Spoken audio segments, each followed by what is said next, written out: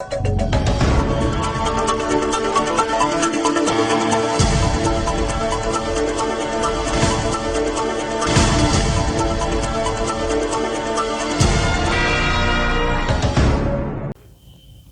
है आपका India live 24। मैं हूं आपके साथ मधु सिन्हा। हाजिर हूं तमाम छोटी बड़ी खबरों के साथ। भगवान बुद्ध की पावन ज्ञान भूमि बोध गया में तिब्बतियों के शीर्ष धर्मगुरु परम पावन दलाई लामा का 86वां जन्मदिन बौद्ध श्रद्धालुओं द्वारा मनाया गया। बोध गया के तिब्बत मोनेस्ट्री में बौद्ध धर्म गुरुओं ने सर्वप्रथम दलाई लामा की लंबी उम्र की कामना को लेकर बौद्ध परंपरा के अनुसार मंत्रोच्चारण किया। इसके बाद केक काटकर एक दूसरे को भी खिलाया। इस मौके पर विभिन्न देशों के बौद्ध धर्मगुरु व लामा शामिल हुए। वहीं कार्यक्रम में शामिल तिब्बत मोनेस्ट्री के प्रभारी आंचू लामा ने कहा कि आज हम लोग अपने धर्मगुरु दलाई लामा का 86वां जन्मदिन मना रहे हैं। आज हमारे लिए बहुत ही खुशी का मौका है। कार्यक्रम में बोध गया के विभिन्न मोनेस्ट्री के बौद्ध धर्मगुरुओं और लामाओं को बुलाया गया है। हम लोग दलाई लामा की लंबी उम्र की कामना कर रहे हैं। खुद दलाई लामा ने यह घोषणा कर रखा है कि वे 113वां वर्ष तक जिंदा रहेंगे। आज हम लोग भी प्रार्थना कर रहे हैं कि उनकी उम्र 113 वर्ष की हो। हालांकि उनका जन्म दिवस प्रतिवर्ष हम लोग भव्य तरीके से मनाते हैं, लेकिन कोरोना के कारण इस बार सादगी तरीके से मनाया जा रहा है। कोरोना गाइडलाइन का पालन करते हुए मात्र 40 से 50 धर्म गुरुओं को ही कार्यक्रम में बुलाया गया है। उन्होंने कहा कि आज के दिन हम पूरी दुनिया में विश्व शांति की कामना करते हैं और कोरोना महामारी का खात्मा जल्द से जल्द हो, इसके लिए भी हम लोगों ने प्रार्थना की है। दलाई लामा स्वस्थ रहें और उनका आशीर्वचन बना रहे, ऐसा हम लोग कामना करते हैं। आज तो दलाई लामा जी का 86 उम्र का बर्थडे है, इसलिए हम लोग उनको से ग्रेस लेके हम लोग सब दुनिया में जो कोरोना हो जाता है, जो बीमारी हो जाता है, जो आदमी खुशी नहीं होता है, वो लोग के लिए हम लोग स्पेशली ब्लेसिंग देता है। सब वर्ल्ड में कोरोना भी ख़त्म करना उसके बाद जो आदमी खुशी नहीं होना, वो लोग खुशी होना चाहिए, ऐसा हम लोग ब्लेसिंग देता है। अभी तो दलाई लामा जी तो वर्ल्ड में स्पेशली तिब्बत में उनको तो बहु धर्म का गुरु है। वो लोग से हम लोग आप लोग आशीर्वाद मिलेगी या तो ब्लेसिंग मिलेगी या तो सब शांति होगा, खुशी होगा, दुखी लोग सब चले जाएगा। इसीलिए हम लोग बहुत खुशी का बात है। आज तो दलाई लामा का बर्थडे है। बोध गया में तो अभी तो कोरोना समय है, इसीलिए बड़ा मेला तो नहीं कर सकते हैं, लेकिन छोटा मोटा करके हम लोग बर्थडे बनाया था वो लोग, इसलिए बहुत खुशी का बहुत ऐसे लंग का सेरेमनी बनाया था।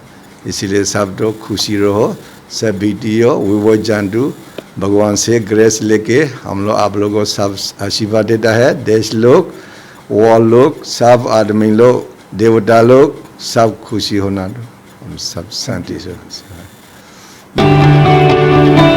योगी जी को पत्र भेजा, महिला आयोग को पत्र भेजा, जिले के सभी अधिकारियों को अपनी पीड़ा बताई।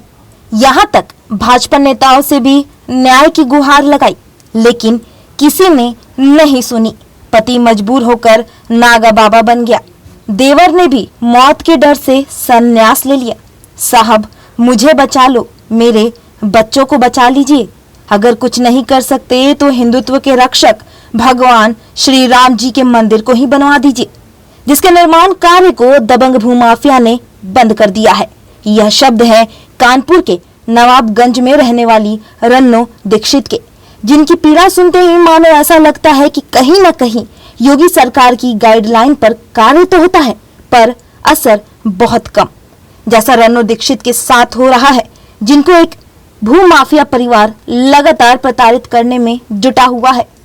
दरअसल रन्नो की पीड़ा पर नजर डाले तो मामला इनके बाबा राम स्वरूप आश्रम से जुड़ा हुआ है, जिसे रन्नो दीक्षित के बाबा ने गरीबों के लिए बनवाया था। भगवान की सेवा भाव के लिए यहाँ भगवान श्री बजरंगबली जी की प्रतिमा विराजमान करते हुए पूजा पाठ शुरू किया था। समय बढ़ता गया और आश्रम गरीबों के लिए छत बन गया और विराजमान भगवान श्री बजरंगबली जी स्थान एक सिद्ध स्थान में बदल गया। समय बढ़ता गया, बाबा राम स्वरूप जी का स्वंगवास हो गया, जिसके बाद रन्नो ने इस प्रथा को जिंदा रखते हुए अपने पति और देवर के साथ सेवा भाव शुरू कर दिया।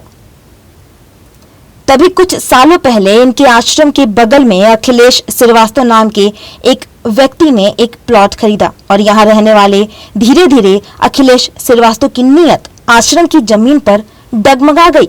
बस क्या था, अखिलेश श्रीवास्तव ने भूमाफिया का चोला ओढ़ते हुए आश्रम की भूमि पर कब्जा जमाना शुरू कर दिया, जिसका रन्नो ने विरोध किया तो अखिलेश व उनके दबंग भाइयों ने रन्नो के विकलांग पति की जान के दुश्मन बन बैठे, जिसका हर्ष कुछ यूं हुआ कि रन्नो के पति ने खौफजदा और अपनी शारीरिक मजबूरी को देखते हुए प्रयागराज जाकर नागा बाबा का भेष धारण कर लिया। तो वहीं छोटे भाई ने जिम्मेदारी संभाली तो उसकी जान की भी ये दुश्मन बन बैठे, तो उसको भी इन दबंगों ने कहीं का नहीं छोड़ा और रन्नो के देवर ने भी गंगा किनारे जाकर संन्यास ले लिया। लेकिन रन्नो ने हिम्मत नहीं हारी, क्योंकि रन्नो को विश्वास था कि मौजूदा योगी सरकार उसके साथ अन्याय नहीं होने देगी। तो रन्नो ने दबंग भूमाफिया के खिलाफ अपनी आवाज बुलंद कर दी, पर उसका यह विश्वास उस वक्त टूट गया जब कोई भी कार्रवाई नहीं हुई। नौबत तो यहाँ तक आ गई कि दबंग ने भगवान श्री हनुमान के मंदिर में हो रहे कार्य को भी बंद करवा दिया और तो और सुरक्षा की दृष्टि से लगवाए जा रहे मुख्य द्वार गेट को भी तुड़वा दिया, जिसके बाद रन्नो अब मीडिया का सहारा लेते हुए योगी सरकार से रो रो कर मिन्नतें कर रही है। ये राम स्वरूप ब्रह्मचारी आश्रम है और ये हमारे पितिया ससुर थे। इन्होंने 1939 में इनको पट्टा मिला था और 1961 में इन्होंने स्थापना की, क्योंकि पहले जंगल था तो ये जंगली में कुटिया बना के रहते थे यहाँ पे, और पीछे गंगा जी निकली थी तो पूजा वूजा करते थे। फिर धीरे धीरे करके अपना इन्होंने ये कमरे बनवाए और ये मंदिर अपना स्थापना किया और पूजा करते रहते रहे यहीं पे। यही था कि हाँ गरीब लोग रहें, अपना गरीब लोग कर रहे के आज भी रह रहे हैं। कोई 100 किराया देता है, कोई 50 देता है, ऐसे करके जो मिल जाते हैं 2-4-500 तो घी ले आते हैं, मिश्री ले आए, दीपक जलता है, मंदिर में पूजा होता है और साल में अपना कोई थोड़ा बहुत चंदा हो गया या घर से जैसी स्थितियाँ बनी तो 1-2 भंडारा होते हैं, एक जन्माष्टमी को होता है, एक बुढ़वा मंगल को होता है और बीच बीच में अगर भगवान की कृपा हो गई तो बीच बीच में भी करा देते हैं। ये है सर कि इसमें पहले गेट लगा हुआ था तो गेट तो श्रीवास्तव ने इसको कम से कम 20 लड़के ला करके करीब हो गए 4-5 साल। श्रीवास्तव अखिलेश श्रीवास्तव जी रहते हैं। ये भूमाफिया जमीन पर पूरी निगाह है इनकी और ज़मीन ये चाहते हैं कि ज़मीन किसी तरीके से मिल जाए। तरीके से परिपीड़ित कर रहे हैं, मुकदमा लगवाया, मार कूट की, मेरे देवर को मारा, मेरे आदमी को मारा, बच्चों को सर फाड़ा, मेरी बेटी को नोचा घसोटा, उसके साथ बदतमीजी दी। शुरुआत सबसे पहले इन्होंने मेरे देवर को मारा, चप्पलों से खड़े होकर मारा। ये आए नीचे ज़मीन इन्होंने खरीदी थी बगल की और नीचे इन्होंने अंडरग्राउंड एक बना रखा है, उसके ऊपर छत के ऊपर से इन्हें दरवाज़ा फोड़ रखा है। अभी कुछ दिन तो ऐसे परेशान करते रहे, अब ये खुल के कहने लगे कि ज़मीन चाहिए हमको किसी तरीके से, आप खाली करो। बाहर अगर रोड में खड़े होते हैं, कहीं मिल जाते हैं, धमकाते हैं, जान से मार देंगे, बच्चों को उठवा लेंगे, नहीं बच्चों के ऊपर झूठी मुकदमा लगवा देंगे, नहीं तुम्हें जान से मरवा देंगे, बच्चों को मरवा देंगे। आदमी तो विकलांग है, पैर कटी गया है, बच्चों को कटवा देंगे या तुम्हारा कटवा देंगे, खाली कर दो, भाग जाओ। पुलिस में कुछ शिकायत करी आपने? पुलिस यही है जहाँ तक आए अपना फिर अपना चले गए, लेकिन आगे कोई सुनवाई भी नहीं हुई और ज़्यादा हम दौड़ भी नहीं पाए और हमारे पास ना तो इतना पैसा है ना इतना हमारे दौड़ने की क्षमता है, आपको बताएं, क्योंकि हम तो कमाते हैं तब खाते हैं तब तो घर का जीवन चलता है। कोई हमारे पास इतना तो धन है नहीं कि हाँ जहाँ पे मांगा 50,000 दे दो या 10,000 दे दो या 5,000 दे दो तो हम कहीं दे जा करके, ये तो हमारी इतनी क्षमता है नहीं कहीं भी। क्या लग रहा है आपको? मैं तो दहशत ये महसूस हो रही है कि बस अब आत्महत्या कर लो किसी तरीके, यहाँ रहना या छोड़ दो, ये बच्चों को लेकर के आत्महत्या कर लो यहाँ पे। अब बिल्कुल इच्छा, बिल्कुल आत्मा भर गई है, जीने की बिल्कुल इच्छा ही नहीं रह गई, आपको बताएं। यहाँ भाजपा की समझाने की बात कर रहे हैं, हमने भी योगी को ये पोर्टल क्या बोलते हैं इतना जानते नहीं, क्योंकि इतना पढ़े ले। हाँ हमने उसमें भी डाला, हमारी कोई कार्रवाई नहीं, महिला आयोग में डाला, कमिश्नर में डाला, गृह सचिव में डाला, पुलिस कमिश्नर में डाला, महिला आयोग में माननीय मुख्यमंत्री इसमें भी डाला, सब जगह डाल चुके हैं, लेकिन अभी आज तक तो कोई हमारी सुनवाई हुई नहीं किसी तरीके से भी।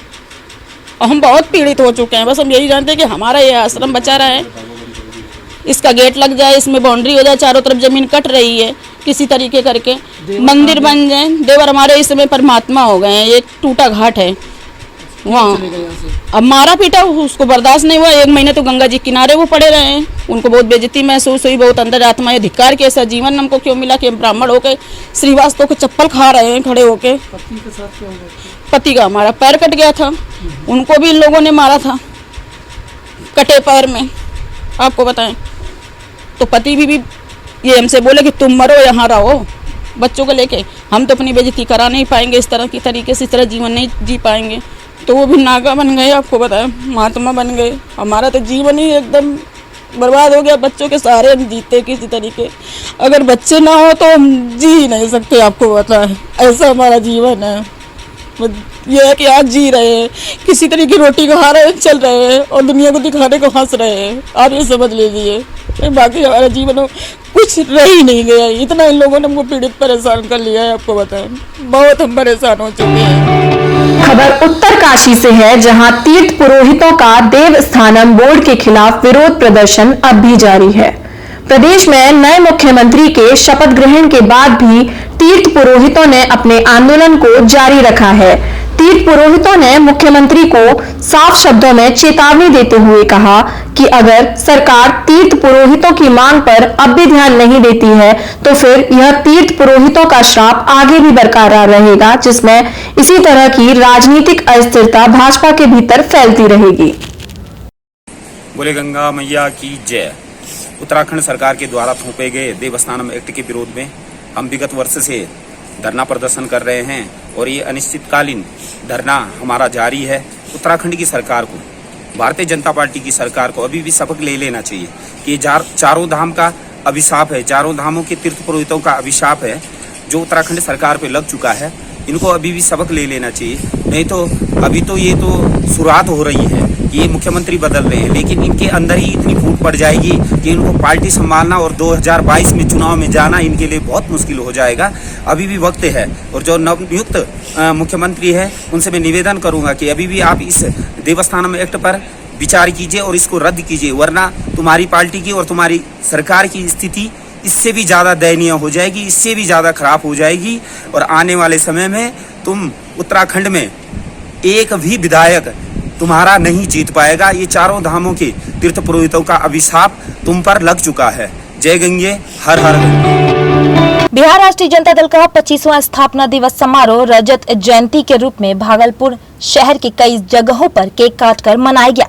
इसी कड़ी में भागलपुर के स्थानीय होटल में भी इस कार्यक्रम का आयोजन किया गया, जिसकी अध्यक्षता बिहार राष्ट्रीय जनता दल के प्रदेश महासचिव डॉक्टर चक्रपाणी हिमांशु ने किया।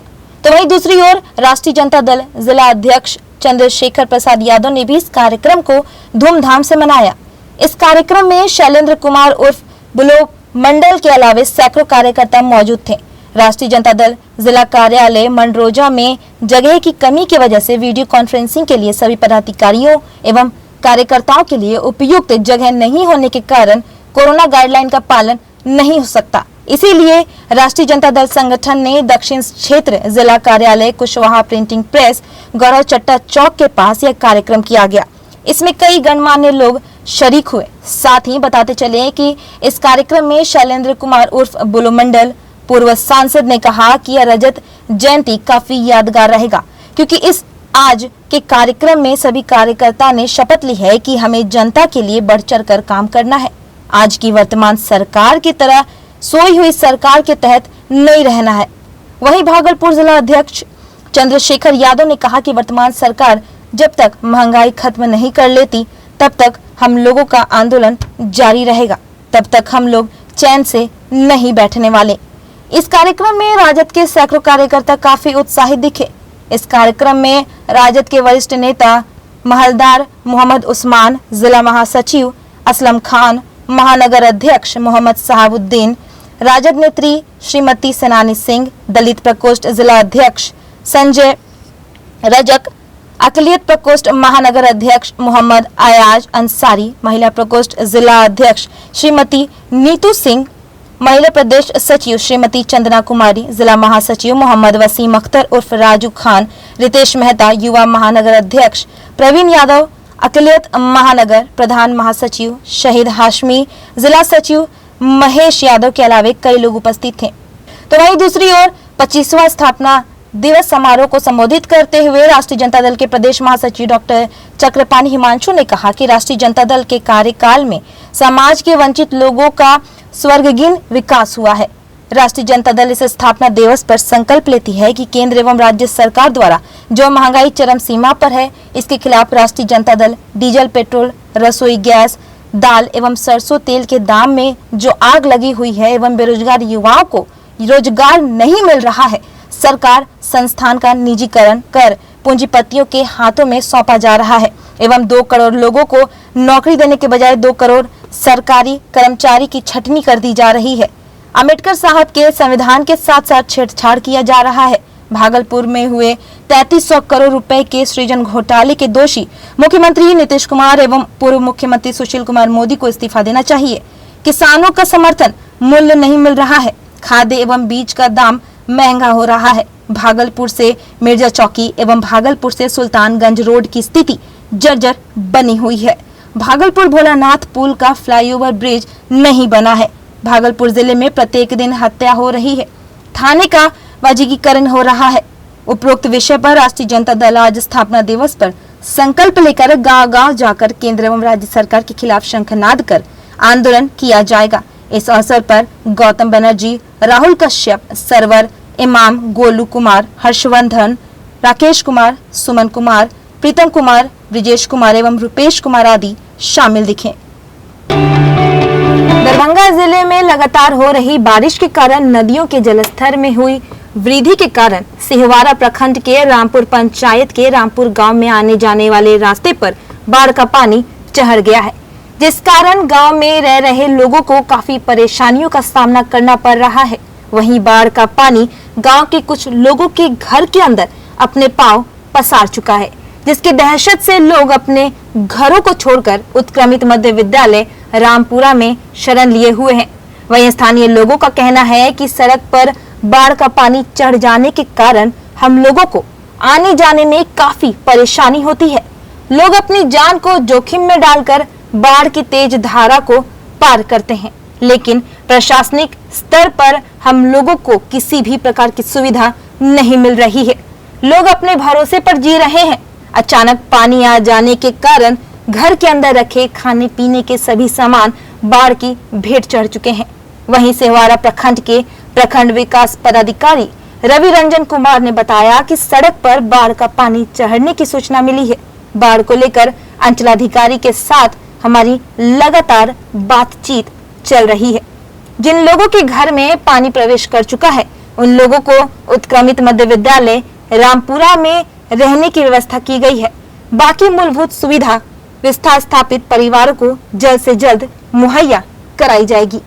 जानकारी मिली है, देखा जा रहा है, सभी मामलों पर सूक्ष्मता के साथ नजर रखी जा रही है और अंचला अधिकारी महोदय से मेरी बात हुई है। सर इसकी मॉनिटरिंग कर रहे हैं और राजस्व कर्मचारी को भी वहाँ भेजा गया है ताकि वस्तु स्थिति पर नजर बना के रखी जाए और जैसे ही संभावना अभी पानी की स्थिति सामान्य है और यदि लगता है स्थिति यदि बढ़ती है तो फिर जो भी सरकारी स्तर पर सहयोग या जो राहत देना है तो मुहैया कराई जाएगी। कोरोना महामारी के कारण कई लोगों ने अपने बच्चों को अनाथ कर दिया, किसी ने अपने माता पिता को खो दिया, तो वहीं कुछ बच्चों में जहां किसी की माता बची तो वहीं किसी ने अपने पिता को खो दिया। इसे ध्यान में रखते हुए माननीय मुख्यमंत्री नवीन पटनायक ने जमीनी स्तर पर आश्राबाद योजना के लिए एक योजना तैयार की है। परिणाम स्वरूप एक माता पिता और एक अनाथ को योजना में शामिल किया जा रहा है। गजपति जिले में शुरू की गई रिपोर्ट खोड़ जिला आयुक्त अनंत के दरवाजे तक गई और योजना में 4 अनाथों को शामिल किया गया। मोनालिसा जेना और त्रिसा जेना गजपति जिले के गोसानी प्रखंड के गोरंडी गांव में रह रही हैं। मोनालिसा 13 साल की हैं और त्रिसा 10 साल की। 2 बेटियों की मां 26 जेना का 2018 में निधन हो गया, जबकि उनके पिता की 2 बेटियां थीं।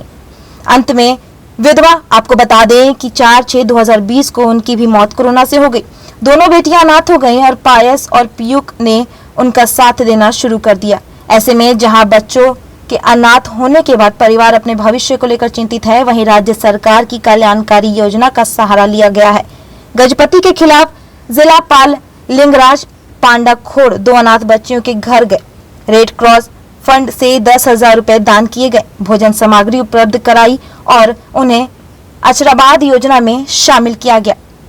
इसी तरह गोसानी प्रखंड के हदबा गांव की टी मोनिका और टी मणिकांडा ने 10 साल पहले अपने पिता टी गोपाल को खो दिया था, जबकि उनकी मां टी के द्रौबेनी 5/10/2021 को कोविड में अनाथ हो गई थी और आज परिवार उसका भरण पोषण कर रहा है।